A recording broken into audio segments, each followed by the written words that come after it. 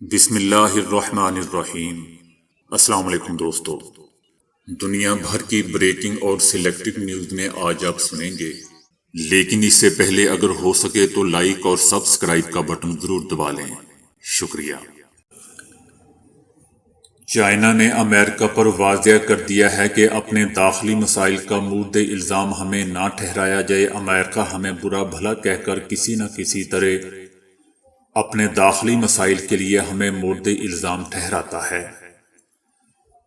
اس وقت چائنا امریکہ تعلقات تعطل کا شکار ہیں، جس کی بنیادی وجہ امریکہ میں کچھ لوگوں کا چین کو خیالی دشمن سمجھنا ہے، جس کا مقصد دوسری عالمی لڑائی کے دوران امریکہ کے دشمن جاپان اور سرد لڑائی کے دوران سوویت یونین کے ساتھ چائنا کا موازنہ ہے۔ یہ لوگ چائنا کو ایک خیالی دشمن کی صورت میں پیش کرتے ہوئے امریکہ کے لیے قومی مقصد کے احساس کو دوبارہ اجاگر کرنا چاہتے ہیں، تاکہ امریکی عوام کے غم غصے کو چائنا کی جانب منتقل کیا جا سکے۔ امریکہ کی جانب سے نام نہاد ورلڈ آرڈر کے تحفظ کا مطلب دوسرے ممالک کو دبانے اور امریکہ اور چند مغربی ممالک کے گھریلو قوانین کو بین الاقوامی سطح پر رائج کرنا ہے۔ امریکہ بین الاقوامی قانون اور بین الاقوامی برادری کے تسلیم شدہ عالمی نظام پر عمل پیرا نہیں۔ امریکہ نے موجودہ عالمی نظام کو ترک کر دیا ہے، جس کی تعمیر میں وہ خود بھی شامل تھا، اور اب وہ امریکی ساختہ نام نہاد ورلڈ آرڈر کی تشکیل چاہتا ہے، جس کا مقصد بدماشی ہے۔ یہ کمزور اور چھوٹے ممالک کو زیر تسلط لاتے ہوئے جنگل کا قانون نافذ کرنے کی کوشش ہے۔ چائنا کا مزید کہنا ہے کہ آج دنیا کو اتحاد اور تعاون کی کہیں زیادہ ضرورت ہے۔ چائنا اختلافات سے نمٹتے ہوئے امریکہ کے ساتھ مساویانہ سلوک اور ایک مشترکہ بنیاد کی تلاش کا خواہش مند ہے۔ امریکہ کو اپنی پالیسی میں تبدیلی لانی چاہیے اور چائنا کے ساتھ مشترکہ کوشش کرنی چاہیے۔ ایک دوسرے کا احترام کرنا چاہیے، منصفانہ مسابقت ہونی چاہیے اور پرامن طور پر ایک دوسرے کے ساتھ چلنا چاہیے۔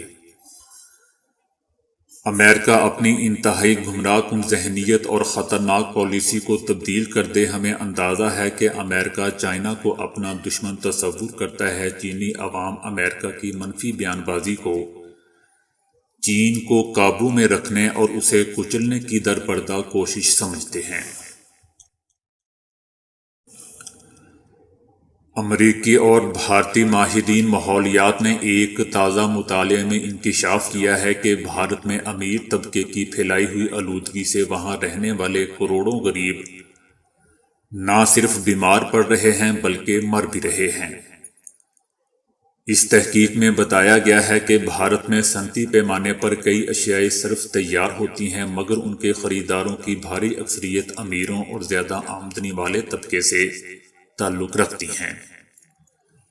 یہ امیر لوگ آمد و رفت کے لیے بھی نجی گاڑیوں کا استعمال کرتے ہوئے زیادہ فی کس آلودگی پیدا کرنے کا باعث بنتے ہیں۔ اس پورے صنعتی اور ترسیلی عمل سے خارج ہونے والی آلودگی کا خمیازہ ان غریبوں کو بھگتنا پڑتا ہے، جو محدود تر مالی مسائل کے باعث خود کو اس آلودگی کے مضر اثرات سے محفوظ نہیں رکھ پاتے۔ اس تحقیق میں مرکزی توجہ فضا میں لمبے عرصے تک معلق رکھنے والے 2.5 مائکرو میٹر یا اس سے کم جسامت والے ذرات کی آلودگی پر دی گئی ہے، کیونکہ صحت کی خرابی اور اموات میں بھی انہی ذرات کا کردار سب سے نمایاں دیکھا گیا ہے۔ مذکورہ تحقیق سے جہاں یہ معلوم ہوا کہ بھارت کا امیر طبقہ وہاں کی فضائی آلودگی میں سب سے زیادہ ذمہ دار ہے، وہیں یہ بھی پتہ چلا ہے کہ آلودگی کی وجہ سے بھارتی غریبوں میں اموات کی شرح امیروں کے مقابلے میں 9 گنا زیادہ ہے۔ ریسرچ جرنل نیچر کے تازہ شمارے میں شائع ہونے والی یہ تحقیق اس لیے بھی منفرد ہے کیونکہ اس میں پہلی بار ماحولیاتی آلودگی کے تناظر میں سماجی ناہمواری کے سنگین مسئلے کو اجاگر کیا گیا ہے۔ یاد رہے دوستو کہ بھارت کا شمار دنیا کے آلودہ ترین ملکوں میں ہوتا ہے۔ حالیہ اندازوں کے مطابق 2019 کے دوران بھارت میں فضائی آلودگی کی وجہ سے کم از کم 17 لاکھ اموات ہوئی تھیں۔ جو وہاں پر سالانہ اموات کا 18% تھی۔ ماحولیات سے متعلق مشہور بھارتی میگزین ڈاؤن ٹو ارتھ میں شائع ہونے والی ایک رپورٹ کے مطابق بھارت میں فضائی آلودگی سے ہر 3 منٹ میں ایک بچہ اس آلودہ دنیا سے رخصت ہو جاتا ہے۔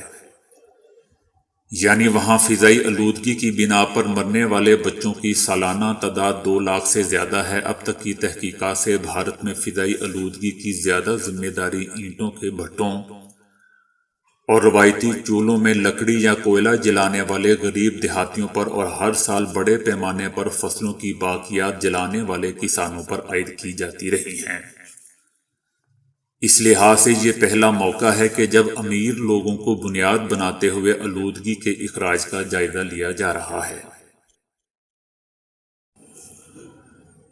افغانستان میں طالبان نے 407 اضلاع میں سے 220 کا کنٹرول حاصل کر لیا ہے۔ جنرل مکینزی نے اعلان کیا ہے کہ افغان فورسز کی درخواست پر طالبان کے خلاف بمباری تیز کر دی گئی ہے، جبکہ قندھار پر قبضے کے لیے افغان آرمی اور طالبان میں شدید لڑائی جاری ہے۔ طالبان کا کہنا ہے کہ کابل اور صوبائی دارالحکومتوں کے قریب پہنچ گئے ہیں۔ افغانستان کے صوبے ننگرہار کی فضاؤں میں امریکہ کا سب سے طاقتور طیارہ B-52 اور قندھار پر ڈرون طیاروں کی پروازیں کرتے ہوئے دیکھا گیا ہے۔ طالبان نے غازی آباد کے بعد پاکستان سے ملحق سرحدی ضلع نری پر بھی قبضہ کر لیا ہے۔ ضلعی سربراہ گل زمان سمیت 80 اہلکاروں نے ہتھیار ڈال کر تمام فوجی ساز و سامان طالبان کے حوالے کر دیا ہے، جبکہ کابل میں 7 سیکیورٹی اہلکاروں کو ہلاک کر دیا گیا ہے۔ دوسری جانب اقوام متحدہ کا کہنا ہے کہ پرتشدد کارروائیوں کا سلسلہ نہ رکا تو 2021 افغانستان کا سب سے خون ریز سال ثابت ہو سکتا ہے۔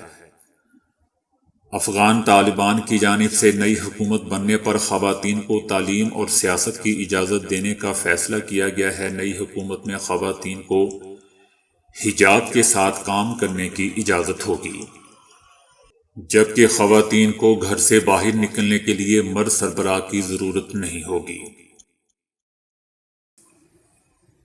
بھارتی ریاست مدھیہ پردیش کے شہر بھوپال میں قبرستانوں کے حوالے سے سروے کیا گیا ہے، جس میں حیران کن انکشاف سامنے آیا ہے۔ بھارتی میڈیا رپورٹ کے مطابق ریاستی دارالحکومت بھوپال میں عوام کی فلاح کے لیے وقف کی گئی زمینیں سرکاری ہیں، جن میں سے بڑی تعداد قبرستانوں کی بھی ہے۔ بھوپال میں قبرستانوں کے لیے مختص کی گئی زمینوں پر قبضہ ہو چکا ہے، جہاں قبضہ مافیا نے عمارات تعمیر کی ہیں اور وہاں اب شہری رہائش پذیر ہیں۔ مدھیہ پردیش کے علماء بورڈ کو اس بات کی اطلاع موصول ہوئی کہ ریاست میں اب تدفین کے لیے جگہ کم پڑنے لگی ہے، جس کے بعد انہوں نے ایک سروے کروایا۔ سروے میں یہ خوفناک انکشاف سامنے آیا کہ بھوپال میں 187 مقامات کو قبرستانوں کے لیے مختص کیا گیا تھا، جن میں سے بیشتر اب پر قبضہ ہو چکا ہے اور اب صرف 23 قبرستان ہی بچے ہیں۔ ان کا کہنا تھا کہ اگر یہی حال رہا تو مسلمانوں کو اپنے مردوں کی تدفین گھروں میں ہی کرنا پڑے گی۔ علماء بورڈ کے سروے کے بعد بھوپال کے شہری مزید خوفزدہ ہو گئے ہیں۔ امریکی کمپنی کے super sonic jet Spike X 512 کی تصویریں جاری کر دی گئی ہیں۔ سپر سونک جیٹ لگژری سہولیات سے مزین ہے، جس میں کشادہ کیبن میں 18 آرام دہ سیٹیں ہوں گی جو بیڈ اور کانفرنس ایریا میں بھی تبدیل ہو سکیں گی۔ طیارے میں کھڑکیوں کی جگہ بڑی بڑی سکرینز نصب کی گئی ہیں۔ یہ سپر سونک جیٹ 1354 میل فی گھنٹے کی رفتار سے لندن سے نیو یارک کا فاصلہ صرف 1.5 گھنٹے میں طے کر لے گا۔ اس طیارے کی قیمت 100 ملین امریکی ڈالرز ہیں۔ اکثر ریسٹورنٹس میں آنے والے لوگ بہت زیادہ کھانا آرڈر کرنے کے بعد اسے بچا دیتے ہیں اور یہ کھانا عموماً ضائع ہو جاتا ہے۔ ریسٹورنٹس کے علاوہ بھی ہمارے اپنے گھروں میں کھانا بچ جاتا ہے اور ہم اسے پھینک دیتے ہیں۔ اسی طرح اگر ہم روزانہ ضائع ہونے والے کھانے کا جائزہ لیں تو یہ سن کر حیران رہ جائیں گے کہ اگر یہ کسی شخص کے پیٹ میں چلا جائے تو اس سے کتنے لوگوں کی بھوک ختم ہو سکتی ہے۔ حال ہی میں اقوام متحدہ کی جانب سے کھانا ضائع کرنے کے حوالے سے ایک تازہ ترین رپورٹ پیش کی گئی ہے۔ اقوام متحدہ کے اعداد و شمار کے مطابق دنیا بھر میں لوگ سالانہ 1 ارب ٹن کھانا ضائع کرتے ہیں۔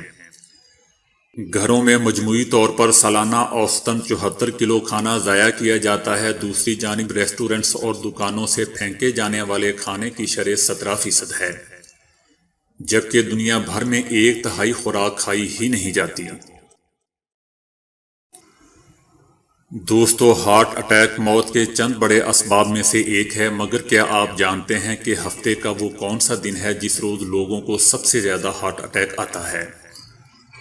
سویڈن کے سائنسدانوں نے اپنی تحقیق میں اس سوال کا جواب دیا ہے۔ سویڈن کی یونیورسٹیوں اوپسلا اور اومیا کے سائنسدانوں نے 1,56,000 لوگوں پر کی جانے والی اپنی مشترکہ تحقیق کے رزلٹ میں بتایا ہے کہ ہفتے میں پیر کا دن ایسا دن ہے جس میں لوگوں کو سب سے زیادہ ہارٹ اٹیک آتا ہے۔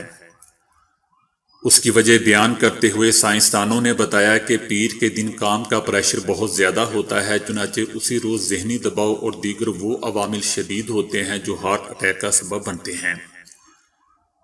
تحقیق میں سائنسدانوں نے بتایا ہے کہ پیر کے دن کے علاوہ کھیلوں کے عالمی مقابلے، زلزلے اور دیگر اسی نوع کے عوامل بھی ہارٹ اٹیک میں اضافے کا سبب بنتے ہیں، کیونکہ ان سے بھی لوگوں میں ذہنی دباؤ کا لیول بہت ہی زیادہ بڑھ جاتا ہے۔ تو دوستو، آج کے لیے اتنا ہی۔ ویڈیو کو لائک اور شیئر کرنے کا بہت بہت شکریہ۔